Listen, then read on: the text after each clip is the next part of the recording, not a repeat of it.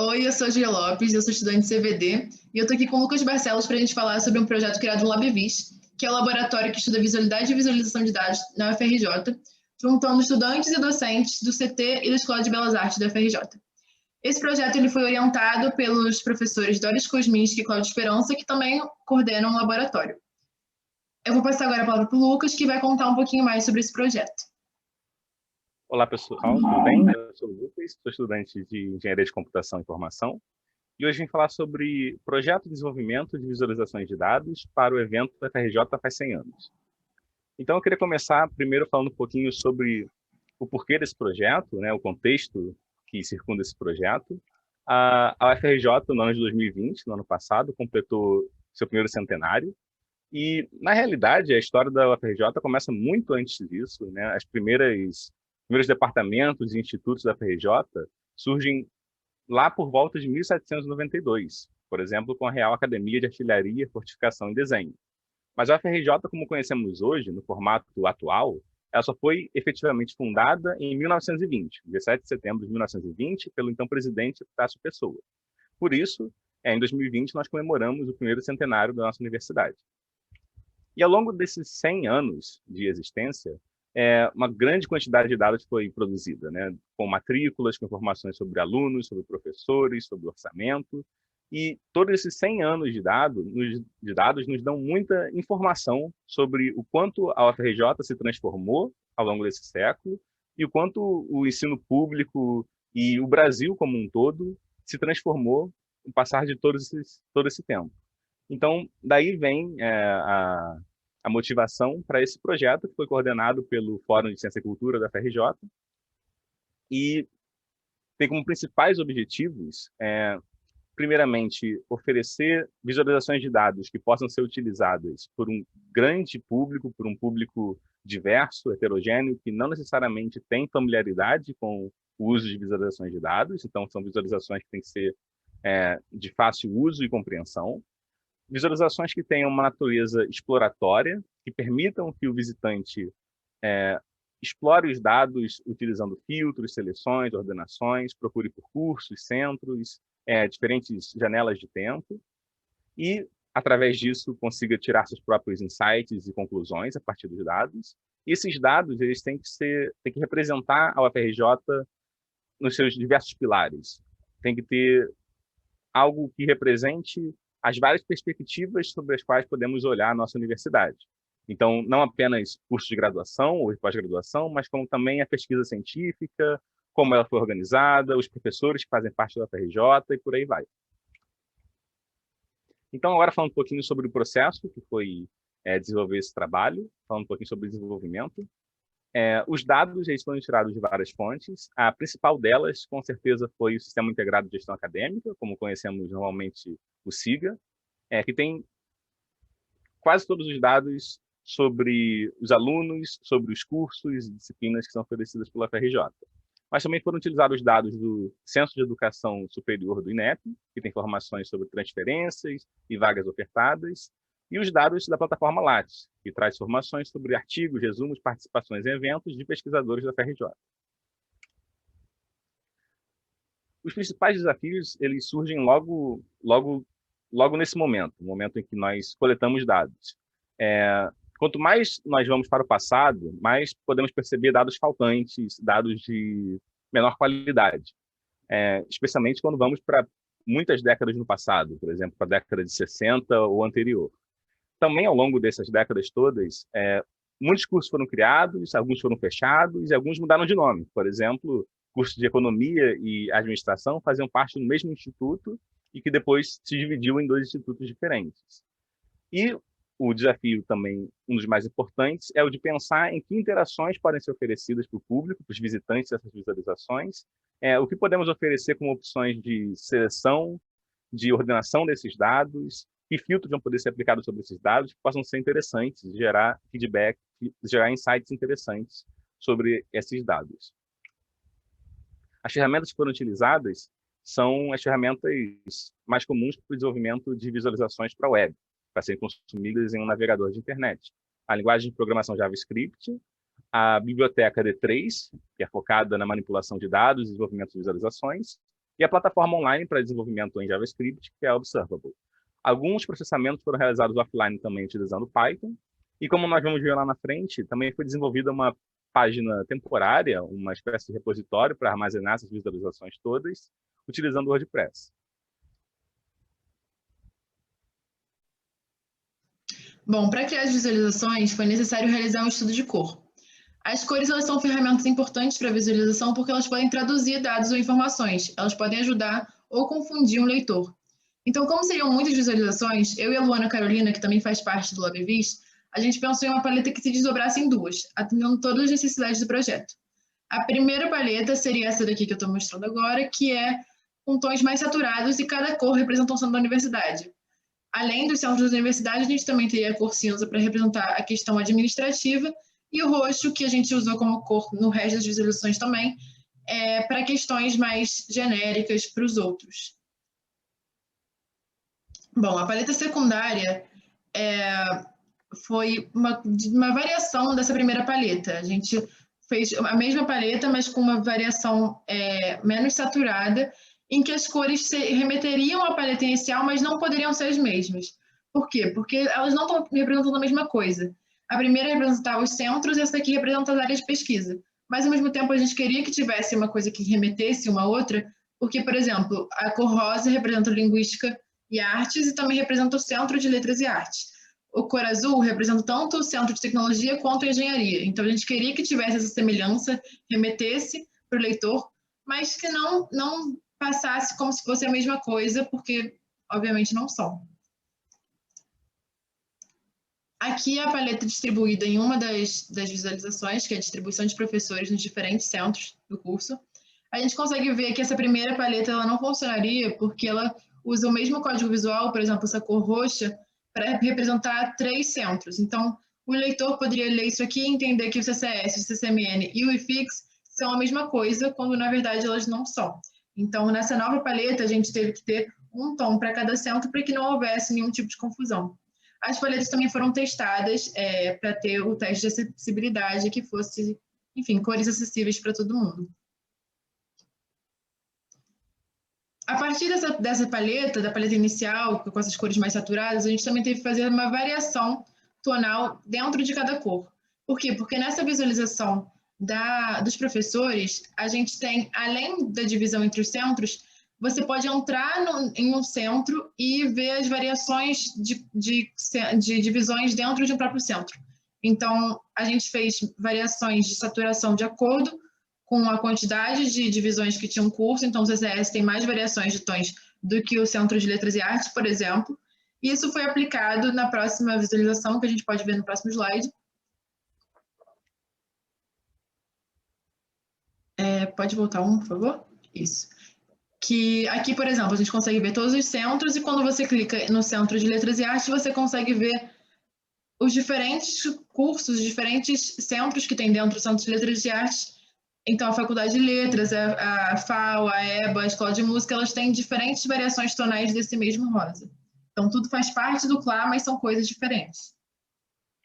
Bom, além dessas duas paletas, a gente também fez uma paletas específicas para certas visualizações. Por exemplo, a gente teve mapas coropléticos que mostravam diferentes dados a partir de uma variação de uma mesma cor. Então, a gente usou a cor roxa, que, como eu falei anteriormente, foi a cor usada para coisas mais genéricas. E o valor máximo seria esse roxo mais concentrado, o valor mínimo, ele mais saturado. Já essas variáveis categóricas, que também estão nesse slide, foram pensadas para visualização de perfil de aluno. Então, essa visualização ela se dividiu em 3, que fala sobre renda, cor e gênero dos alunos ao longo dos 100 anos da FRJ. Então, a gente começou primeiro pela paleta de cor da renda, porque era a que tinha mais variação, e aí, a partir disso, a gente desdobrou em outras 2 paletas um pouco mais reduzidas, atendendo a necessidade que era necessária naquele momento.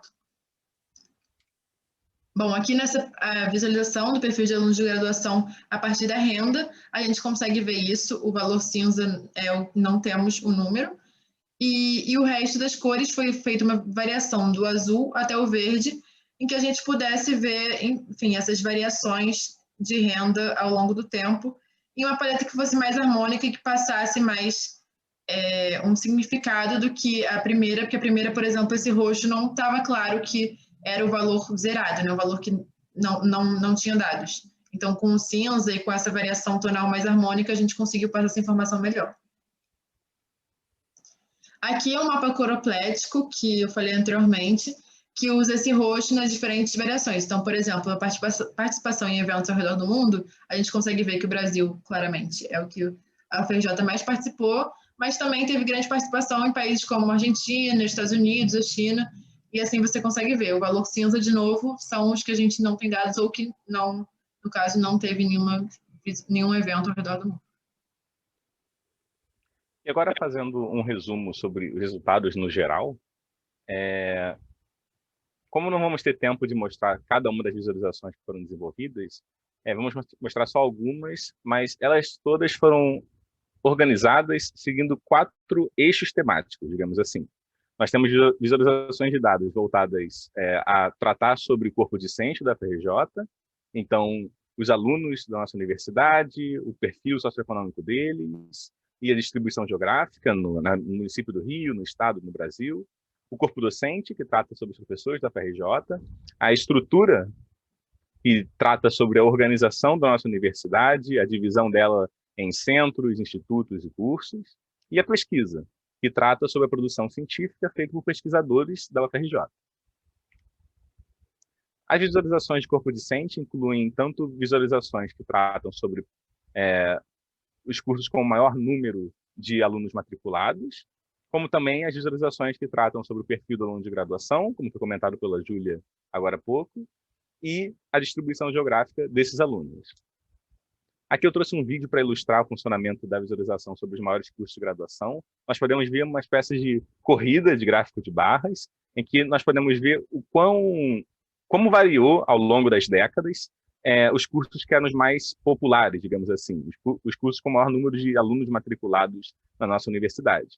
No início, né, até a década de 70, nós tínhamos medicina como sendo o curso com o maior número de alunos, e que depois foi ultrapassado pelo direito e continua assim ao longo dos próximos anos.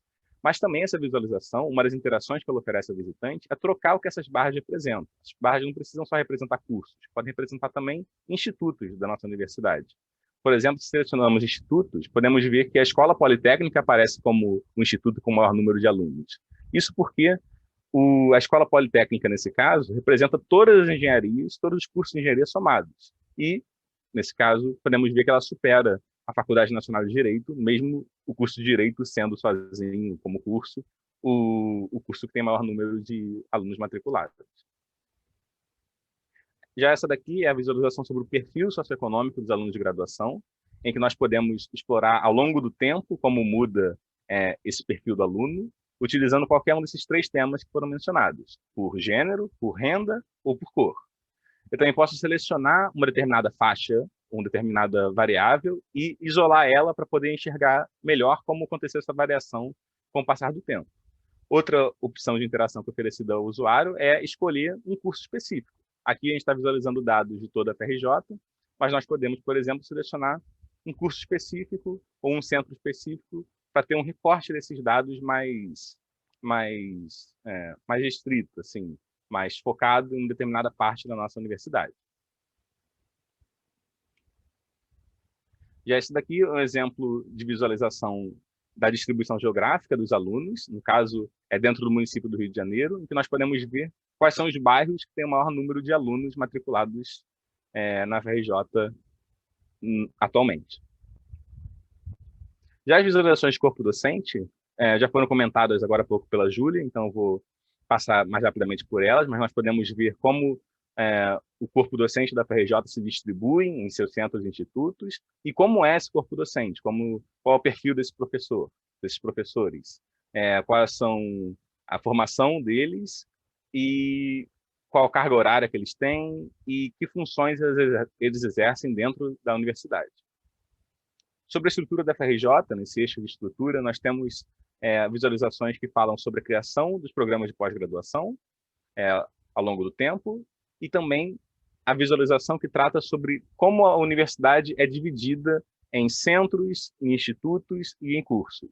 Por exemplo, esse daqui é o dendrograma, que representa o FRJ como um todo no centro desse círculo e saindo de dentro dela, se espalhando, nós podemos ver ela se dividindo em centros, institutos, em cursos, e utilizando o mouse nós podemos selecionar um curso específico e ver qual o número de ingressantes que entraram naquele curso em determinado período. Por fim, em pesquisa científica, nós temos visualizações que tratam sobre as áreas de pesquisa, sobre as palavras-chave mais utilizadas em publicações científicas de pesquisadores da FRJ, os laboratórios da nossa universidade e, como nós comentamos agora há pouco, a participação de pesquisadores da FRJ em eventos ao redor do mundo.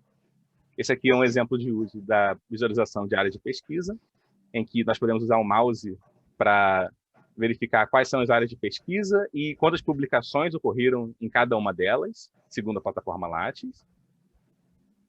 E essa é a visualização que trata sobre a participação em eventos por pesquisadores ao redor do mundo. Mais uma vez, podemos usar o mouse para arrastar e para dar zoom e para interagir com esse mapa e conhecer quantas publicações, quantas participações em eventos foram feitas para cada país. Por fim, esse é o exemplo de página que desenvolvemos para armazenar, para abrigar todas essas visualizações. Ela serve como um repositório, um hub, em que nós podemos acessar cada uma dessas visualizações individualmente. E nós oferecemos também a possibilidade de filtrar essas visualizações segundo os 4 eixos temáticos que tínhamos comentado antes. Bom, em conclusão, a gente desenvolveu 11 visualizações de dados interativas que contam de diferentes maneiras um pouco da história da FRJ. Essas visualizações estão todas prontas para publicação e elas futuramente vai acontecer o embedding delas num website hospedado pela FRJ. E para o futuro, nós temos que pensar também que é um projeto que pode ser utilizado por um grande período de tempo se utilizarmos dados sempre atualizados. A cada ano, por exemplo, essas visualizações podem incorporar dados mais recentes para manter esse projeto sempre atualizado com as informações mais atuais da nossa universidade.